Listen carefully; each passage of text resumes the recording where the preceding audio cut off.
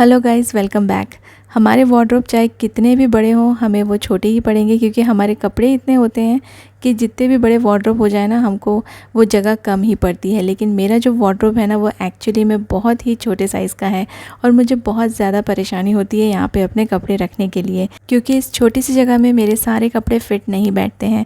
तो आज के वीडियो में मैंने अपने बहुत ही छोटे से वार्डरोब को ऑर्गेनाइज़ किया है और वार्डरोब के साथ साथ अपने ड्रेसिंग एरिया को भी मैंने पूरा मेकओवर दिया है। तो चलिए देखते हैं आज का वीडियो। आई रियली होप आपको ये सारे टिप्स एंड हैक्स अच्छे लगेंगे और आपके वार्डरोब को ऑर्गेनाइज़ करने के लिए हेल्पफुल रहेंगे। और आप मुझे यूट्यूब के साथ साथ फेसबुक और इंस्टाग्राम पे भी फॉलो कर सकते हैं।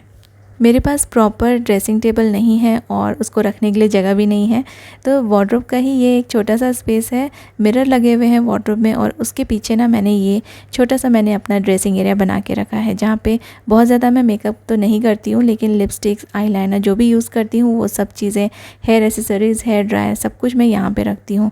बट मेरा जो वार्डरोब है ना, वो काफ़ी पुराना हो गया है और स्पेशली ये वाला जो पोर्शन है ना, ये काफ़ी ज़्यादा ख़राब हो गया।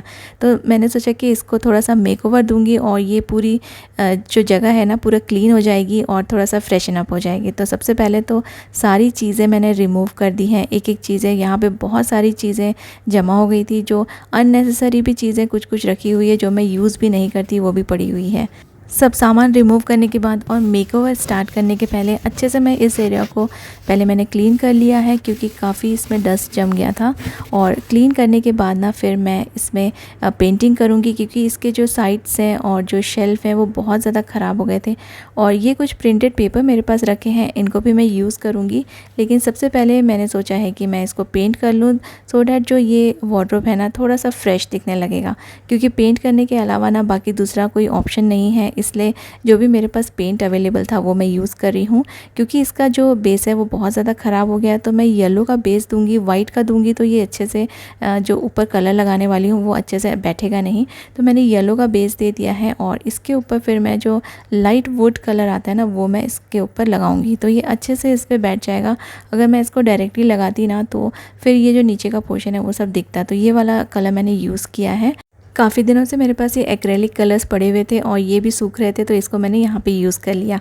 अब बाकी जो वॉल्स और जो वार्डरोब का जो साइड का जो एरिया है, बैक साइड का एरिया है, वो तो पेंट हो गया है। अब जो इसके जो शेल्फ़ है ना, शेल्फ़ के ऊपर मैं ये प्रिंटेड वाले पेपर लगा दूँगी। इसको मैंने डबल टेप से स्टिक कर लिया है, क्योंकि ये एडिसिव पेपर्स नहीं है। एडिसिव पेपर भी बहुत ही अच्छा ऑप्शन है यूज़ करने के लिए, लेकिन मेरे पास ये वाले बहुत ही सुंदर से प्रिंटेड पेपर्स पड़े थे और इसके कलर मुझे बहुत अच्छे लगे, जो कि यहाँ पे अच्छे से मैच हो रहे हैं। तो इसलिए मैं ये नॉर्मल पेपर ही यूज़ कर रही हूँ। अपने ड्रेसिंग एरिया का मेकओवर करने के लिए मैंने बहुत ज़्यादा पैसे बिल्कुल भी वेस्ट नहीं किए हैं। प्रिंटेड पेपर बहुत सस्ते आते हैं, आपको पता ही है, और ये मेरे पास पहले से ही रखे थे। और पेंट में मैंने एक्रेलिक पेंट ही यूज़ किया है, जो कि बिल्कुल भी कॉस्टली नहीं होता है। जैसे मैंने आपको बताया कि मैं बहुत ज़्यादा मेकअप यूज़ नहीं करती हूँ, लेकिन मुझे लिपस्टिक का शौक़ है, तो काफ़ी सारा मेरे पास लिपस्टिक का कलेक्शन है, जो कि आपके साथ मैं शेयर करूँगी। तो वार्डरोब को मेकओवर कर दिया है, लेकिन उसको सेट करने के पहले ना कुछ मैं आपके साथ अपने न्यू लिपस्टिक के शेड शेयर करने वाली हूँ। मेरी तरह अगर आपको भी मैट लिपस्टिक पसंद है और आप डेली उसे यूज़ करना चाहते हैं, लेकिन थोड़ा डरते हैं कि कहीं आपके लिप्स ड्राई ना हो जाएं या ख़राब ना हो जाएं, तो आज आपके साथ शेयर कर रही हूँ एक ऐसी लिपस्टिक जिसमें है मैट टच और जो आपके लिप्स को बिल्कुल सॉफ्ट और स्मूथ बना के रखेंगी। Plus it's comfortable to wear all day long. Mamaearth introduces soft matte long stay lipstick that have an intense matte finish which stays for 12 hours, giving a comfortable feel throughout the day. ये आपके lips को बिल्कुल butter की तरह soft and smooth बना के रखेगी in just one stroke and set to matte for the whole day. Soft matte long stay lipsticks are available in 9 different shades to suit Indian skin tones. These lipsticks are smudge proof, waterproof and आपको दिन भर touch-up करने की बिल्कुल भी ज़रूरत नहीं पड़ेगी। It's enriched with the goodness of jojoba oil, जो कि लिप्स को सॉफ्ट एंड स्मूथ रखते हैं। इसमें है विटामिन ई, जो कि लिप्स को मॉइस्चराइज्ड बना के रखते हैं। It is dermatologically tested and made safe certified, completely toxin free and harmful chemical free, and it is completely safe to use every day. तो चलिए हम लेते हैं 12 आवर्स लिपस्टिक चैलेंज। मैंने मॉर्निंग में ये लिपस्टिक लगाई और आपको मैं 12 आवर्स के बाद शो करती हूँ। बिल्कुल भी मुझे टचअप करने की ज़रूरत नहीं पड़ी। आप भी ये चैलेंज एक्सेप्ट कीजिए और मामा अर्थ की soft matte long stay lipstick लगा के मुझे ज़रूर कमेंट कीजिए। As you all know, Mamaearth products are available on their app and website as well as on Nykaa, Flipkart, Amazon and Purple और अब आपके नियर बाय स्टोर्स में भी आप यूज़ कर सकते हैं मेरा coupon code JACH2023 to get 20% off and this coupon is valid only on Mamaearth app and website. As a plant goodness initiative, every time you buy from them, Mamaearth will link your order on the website to a tree that they plant. By 2025, Mamaearth is aiming to plant 1 million trees as a part of this initiative. इतनी सारी qualities वाली ये lipstick है super affordable price में eight just ₹399। तो इन lipstick को ज़रूर bye कीजिए एंड ट्राई कीजिए। सबसे पहले डोर के बैक साइड में ना मैं अपनी सारी क्लिप्स हैंग कर दूंगी। ये वाला हैक मैंने आपके साथ शेयर किया था, जिप टाई का एक ऑर्गेनाइज़र बनाया था। तो इसमें आप अपने क्लिप्स, अपने हेयर बैंड सब कुछ इसमें आराम से टाई करके रख सकते हैं, क्योंकि ये डेली दिन भर में लगती रहती है, तो इसलिए मैंने इनको सामने ही हैंग किया है। जो भी अप्लायंसेस हम यूज़ करते हैं उनको मैंने एक ट्रांसपेरेंट बॉक्स में रख दिया है। अलग अलग मैंने बॉक्सेस यूज़ किए हैं और इसमें हेयर ड्रायर, स्ट्रेटनर, ये सारी चीज़ें रख दी हैं।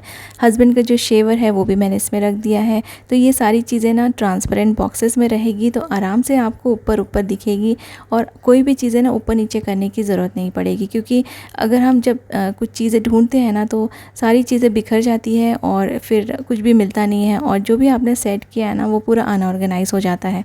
तो इसलिए मैंने हर एक चीज़ के लिए ट्रांसपेरेंट बॉक्सेस यूज़ किए हैं, तो ऊपर से ही दिखेगा और आपको कोई भी चीज़ें ऊपर नीचे करने की ज़रूरत नहीं है।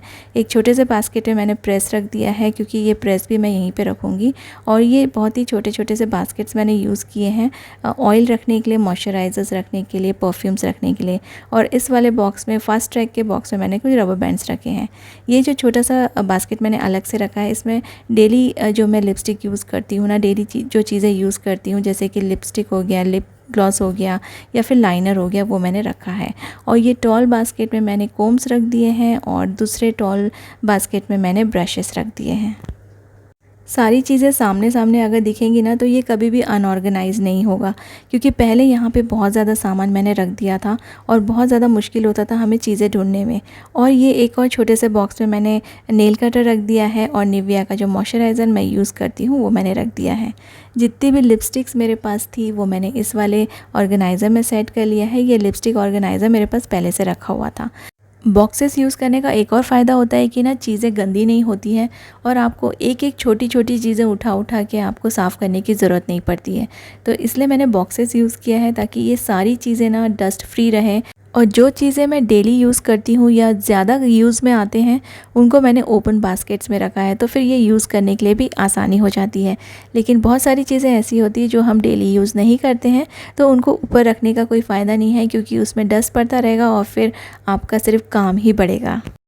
छोटे से स्पेस को भी अगर हम चीज़ें अच्छे से रख दें, कुछ बास्केट्स और बॉक्सेस यूज़ करके ना, तो वो अच्छे से ऑर्गेनाइज़ हो जाएगी और ये चीज़ें ना फिर बाद में ख़राब नहीं होंगी। अगर आप एक के ऊपर एक चीज़ें रखते जाएंगे तो वो हमेशा जब भी हम उनको ढूंढने जाएंगे ना तो दूसरी चीज़ें फिर ख़राब हो जाती हैं और उनकी सब जगह चेंज होती जाती है। तो इस तरह से ऑर्गेनाइज़ कर लीजिए, कुछ बॉक्सेस यूज़ कीजिए और ट्रांसपेरेंट बॉक्सेस ही यूज़ कीजिए। उससे आपका जो एरिया है ना, जो भी आप चीज़ें रखेंगे वो कभी भी अनऑर्गेनाइज नहीं होगी।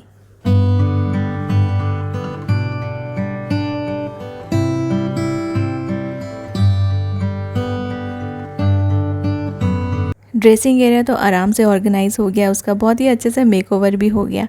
लेकिन अब इतने छोटे से वार्डरोब में इतने सारे कपड़े, इसको मैं ठीक से कैसे अरेंज करके रखूं, ये बहुत ही बड़ा प्रॉब्लम है मेरा, जो कि मुझे बहुत दिनों से मैं सोच रही थी कि इसको किसी ना किसी तरह से मैं ठीक करूंगी। तो ये ठीक करते करते मैंने सोचा आपके साथ भी शेयर करूं कि मैंने किस तरह से अपने छोटे से वार्डरोब को ऑर्गेनाइज़ किया है। तो ये बहुत ही बड़ा बास्केट है जो कि वार्डरोब के हिसाब से ना काफ़ी सारी जगह ले रहा है। इसमें मैंने अपने लेगिंग्स रखे हुए हैं, तो इसको मैं रिमूव कर दूँगी। और यहाँ पर सारी चीज़ें अनऑर्गेनाइज सी हो गई हैं, सब एक के ऊपर एक हैंग की हुई है, तो इसको भी मैं सब ठीक करूँगी। तो सबसे पहले रिमूव करती हूँ इस पिंक बास्केट को, जो कि काफ़ी बड़ा है मेरे वार्डरोब के हिसाब से। तो इसको मैं निकाल दूँगी यहाँ से और इसकी जगह मैं वार्डरोब के साइज़ के अकॉर्डिंग ही कुछ ऑर्गेनाइजर्स यूज़ करूँगी। किसी भी स्पेस को ऑर्गेनाइज़ करने के पहले क्लीनिंग बहुत ही इम्पॉर्टेंट है, तो कोई भी चीज़ रखने के पहले मैं यहाँ पे अच्छे से सफाई कर लूँगी। जहाँ मैंने बास्केट रखा था ना, वो वाले एरिया में मैंने ये वाला एक पेपर लगा दिया है, सेम बिल्कुल जैसे मैंने अपने ड्रेसिंग एरिया में लगाया था।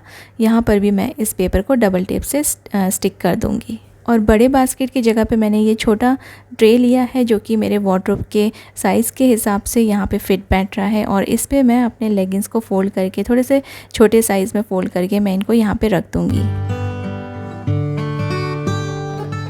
अब देखिए, वार्डरोब तो छोटा है, लेकिन ये सारे कपड़े इस तरह से हैंग किए हुए हैं कि वो पूरे नीचे तक टच हो रहे हैं। तो कोई भी बास्केट या बॉक्स आप रखेंगे तो वो पूरे के पूरे ना नीचे टच होंगे और फिर आपको नीचे में रखा हुआ सामान दिखाई नहीं देगा।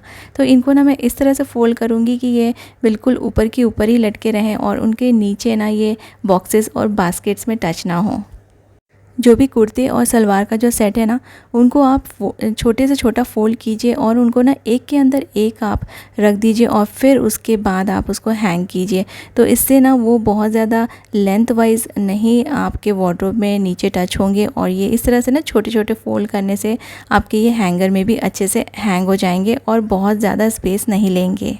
तो जो भी सेट वाले जो मेरे ड्रेसेस हैं उनको मैंने एक साथ फ़ोल्ड कर लिया है और ऐसे मैं इनको हैंग करूँगी तो इनकी जो लेंथ है ना वो कम हो जाएगी।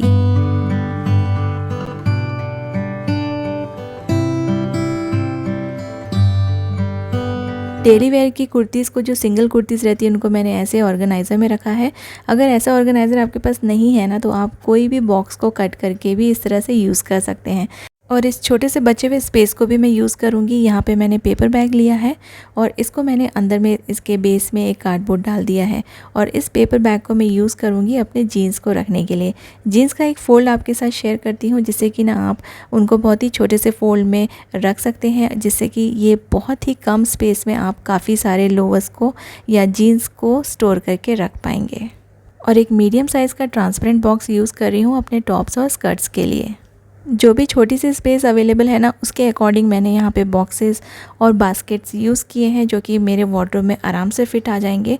और जो मैंने हैंग किए हुए कपड़े हैं ना, उसके नीचे और बास्केट के बीच में थोड़ा सा स्पेस रहेगा, तो जो भी चीज़ें यहाँ पे रखी हुई है वो क्लियरली दिखेंगी।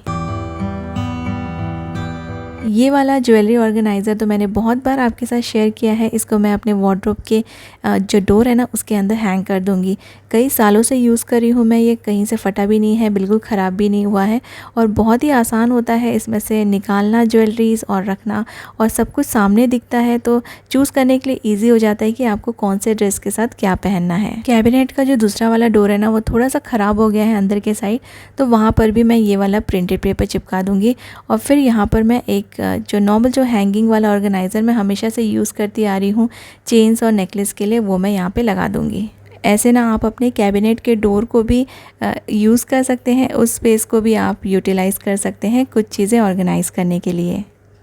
उम्मीद करती हूँ कि आज का वीडियो आपको अच्छा लगा होगा और इनमें से कुछ आइडिया आपके वार्डरोब को ऑर्गेनाइज़ करने के लिए भी आप यूज़ कर सकते हैं। Thank you so much for watching.